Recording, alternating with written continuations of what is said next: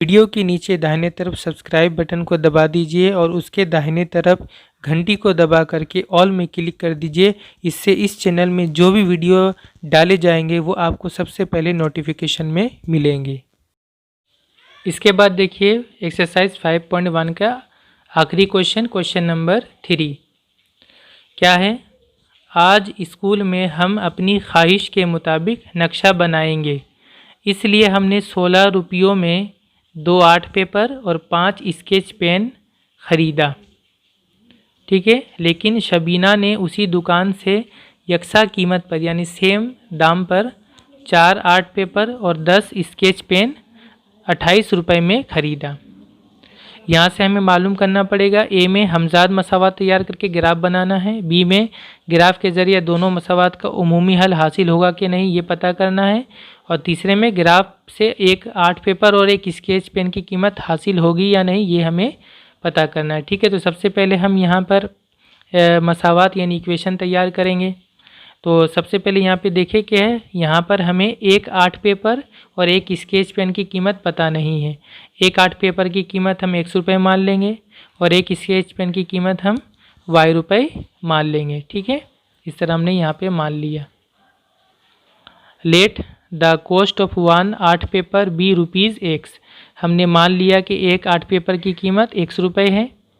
And the cost of 1 sketch pen be ₹Y, और एक sketch pen की कीमत हमने y रुपये मान लिया। ठीक है, तो अकॉर्डिंग टू फर्स्ट कंडीशन पहली शर्त के मुताबिक क्या है कि 16 रुपयों में 2 आर्ट पेपर और 5 स्केच पेन हमें मिलते हैं। तो 2 आर्ट पेपर और 5 स्केच पेन 16 रुपये में, तो इसका इक्वेशन क्या होगा। 2 आर्ट पेपर, एक आर्ट पेपर की कीमत 100 रुपये है, 2 आर्ट पेपर की कीमत पहले ही की तरह कितनी होगी 2x रुपये होगी, और 5 स्केच पेन की कीमत कितनी होगी, एक स्केच पेन की कीमत y रुपये, 5 स्केच पेन की कीमत 5y रुपये होगी। 5 से y को इंटू करेंगे। ठीक, इससे पहले जो मैंने मैथ बनाया उसमें इन दोनों को जब हम जोड़ देंगे दोनों के रुपए को तो ये 16 रुपये के बराबर हो जाएगा। ठीक है, ये हो गया हमारा पहला वाला इक्वेशन, इसका नाम दे देंगे इक्वेशन 1। इसके बाद अकॉर्डिंग टू सेकंड कंडीशन लिखेंगे हम, अकॉर्डिंग टू सेकंड कंडीशन दूसरी शर्त के मुताबिक क्या दिया हुआ है। इसी तरह से 4 आर्ट पेपर और 10 स्केच पेन की कीमत है टोटल मिलाकर 28 रुपये, यहाँ से बन जाएगा 4 आर्ट पेपर और 10 स्केच पेन। ठीक है, तो 4 आर्ट पेपर की कीमत कितनी होगी 4x हो जाएगी, एक आर्ट पेपर की कीमत 1 है, 4 की कीमत 4x हो जाएगी, और 10 स्केच पेन, एक स्केच पेन की कीमत y रुपये, 10 स्केच पेन की कीमत 10y रुपये है ना। इन दोनों को जब जोड़ेंगे तो ये किसके बराबर हो गए 28 रुपये के बराबर हो जाएगी। ये हो गया हमारा दूसरा इक्वेशन, इसका नाम दे दिए इक्वेशन 1। अब इक्वेशन 1 का हम ग्राफ के लिए बॉक्स बनाएंगे। फ्रॉम इक्वेशन 1 पहले वाले इक्वेशन से क्या है 2x + 5y = 16। यहाँ से हम इजी के लिए y निकाल लेंगे, y यहाँ +5y है, 5 यहाँ प्लस को उसी तरह रहने देंगे।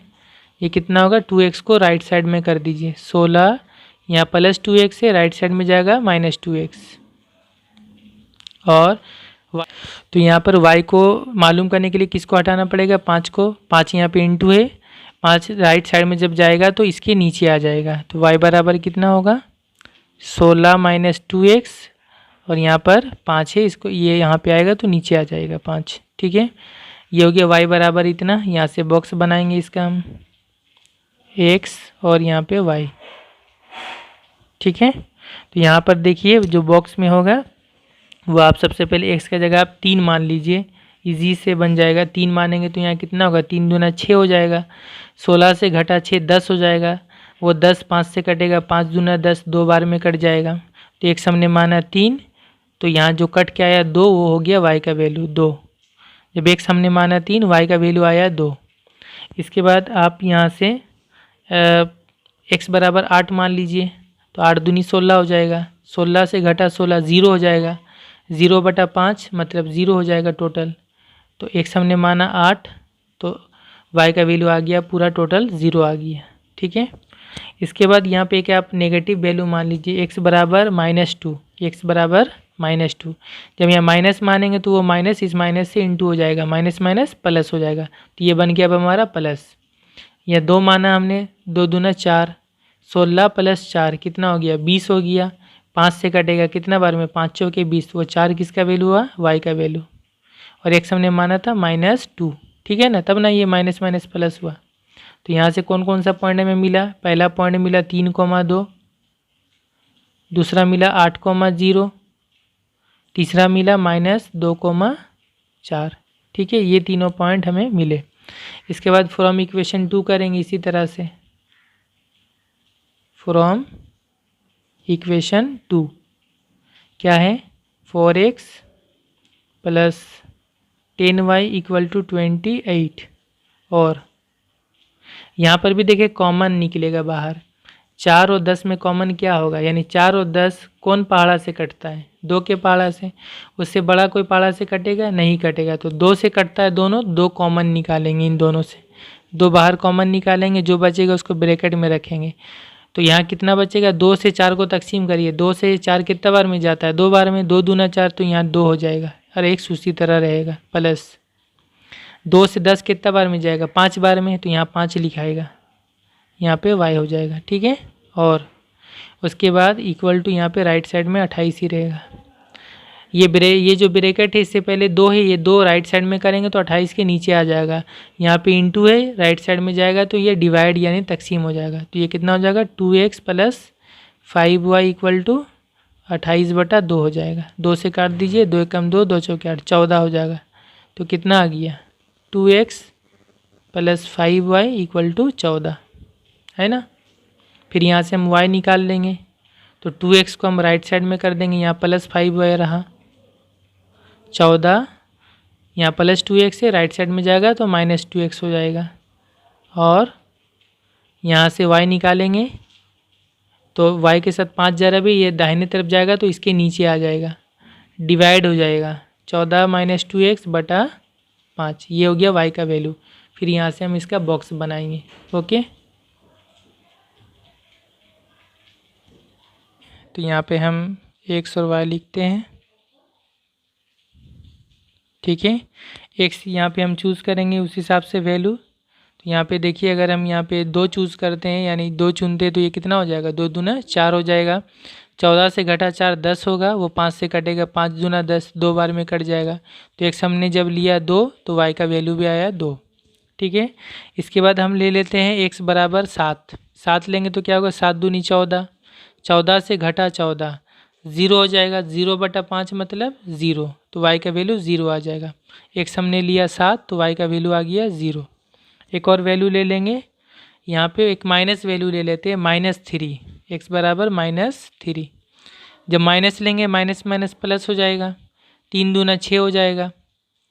तो 14 + 6 कितना हो गया, 20 हो गया। 5 से 20 4 बार में कटेगा, 5 चौके 20, 4 हो जाएगा। ये हो गया दूसरे वाले इक्वेशन के लिए पॉइंट। कौन कौन सा पॉइंट होगा, 2,2, 7,0 और आखिरी वाला -3,4। ठीक है ना। अब हम क्या करेंगे, ये हो गया पहला वाला कंप्लीट ग्राफ बनाने के लिए। अब हम इसका ग्राफ बनाएंगे, जो क्वेश्चन नंबर बी में है कि इसका ग्राफ बनाना है हमें, और ग्राफ बनाकर हमें पता करना पड़ेगा बी में ग्राफ के ज़रिए दोनों मसावात का उमूमी हल हासिल होगा कि नहीं, ये हमें पता करना है। तो पहले हम ग्राफ बना लेते हैं इसका। तो पहले वाली इक्वेशन के लिए कौन कौन सा पॉइंट है, 3,2, 8,0, -2,4। ये हो गया इसका ग्राफ। देखिए आप, मैंने यहाँ बना लिया है, x एक्सिस y एक्सिस। पहला वाला है ये वाला 3,2 ये पॉइंट, 8,0 ये पॉइंट, -2,4 ये पॉइंट। इन तीनों को जब हमने मिलाया स्केल से तो ग्राफ जो बना वो ए बी ग्राफ बना। ठीक है, पहला वाला लाइन ए बी ग्राफ। और दूसरा वाला जो था वो है 2,2, 7,0, -3,4। उसके लिए ये दोनों पॉइंट है 2,2, 7,0, -3,4। इन तीनों पॉइंट को जब हमने मिलाया तो ये वाला ग्राफ मिला, इसका नाम हमने दे दिया CD। ओके, तो पहले वाले इक्वेशन का ग्राफ AB, दूसरे वाले इक्वेशन का ग्राफ CD। मैंने बताया था वीडियो में कि इस तरह में जब दो ग्राफ मिलता है, ये दोनों लाइन आप देखिए पैरेलल है, बिल्कुल मतवाजी है, रेल लाइन की तरह है। तो जब दो इक्वेशन का ग्राफ इस तरह मतवाजी हो जाए तो फिर क्या होता है, यानी ये दोनों लाइन एक दूसरे को कहीं पर काट रहा नहीं है, तो उस वक्त हम कहते हैं कि इन दोनों इक्वेशन का कोई हल या कोई सॉल्यूशन नहीं होगा। नो जनरल सॉल्यूशन, कोई भी सॉल्यूशन नहीं होगा। अगर ये दोनों लाइन कहीं पे कटा करता तब हम कहते कि उनका इक्वेशन का हल यानी सॉल्यूशन है ही, लेकिन ये दोनों बिल्कुल मतवाजी हो गया है, इसलिए इनका कोई हल नहीं है, नो सॉल्यूशन। ठीक है ना, तो यहाँ से हम क्या लिखेंगे, नो सॉल्यूशन। आप ये ग्राफ पेपर में बनाइएगा। ओके, तो यहाँ से हम क्या लिखना है हमें, कि इनका कोई सॉल्यूशन नहीं है। तो हम क्या लिखेंगे, equation 1 and equation 2 have no general solution, इनका कोई उमूमी हल नहीं होगा। ठीक है, ये आपको समझ में आ गया। ये कब होता है, जब दोनों लाइन पैरेलल यानी मतवाजी होता है तब। ठीक है, तो ये ग्राफ से हमने किया। इसके बाद सी में हमसे पूछा गया है कि ग्राफ से एक आर्ट पेपर और एक स्केच पेन की कीमत हासिल होगी या नहीं, ये हमें पता करना है। तो बिल्कुल यहाँ पे देखें, जब इसका कोई हल ही नहीं निकला है तो फिर यहाँ से एक स्केच पेन और एक आर्ट पेपर की कीमत मालूम नहीं होगी। ठीक है, क्योंकि कोई हल ही नहीं, हल होगा तभी ये पता चलेगा एक स्केच पेन की कीमत और एक आर्ट पेपर की कीमत। तो यहाँ से हम क्या बोल सकते हैं, जब कोई हल ही नहीं है, नो जनरल सॉल्यूशन है, तो फिर हम कह सकते हैं कि हम यहाँ से एक आर्ट पेपर और एक स्केच पेन की कीमत हम नहीं मालूम कर सकते हैं। यानी हम यहाँ लिख ले simply, we can not find,